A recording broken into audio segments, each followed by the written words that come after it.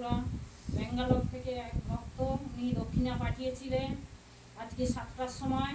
ওনার ভালো মন্দর জন্যে উনি মাকে দক্ষিণা পাঠিয়েছে। আজকে পুজো দেওয়া হয়েছে এবং আগামীকাল যারা যে ভক্ত সব দক্ষিণা পাঠিয়েছে সবার নামে পুজো দেওয়া হয়েছে এবং কাজ কাম যেন ভালো হয়, ওনার মনস্কামনা পূর্ণ করে বাবা মা। এবং যেসব ভক্তরা চোখের জল এক ফোঁটা ফেলিয়ে বাবা মাকে স্মরণ করে যাদের ডাকবে অবশ্যই মনস্কামনা পূর্ণ হবে।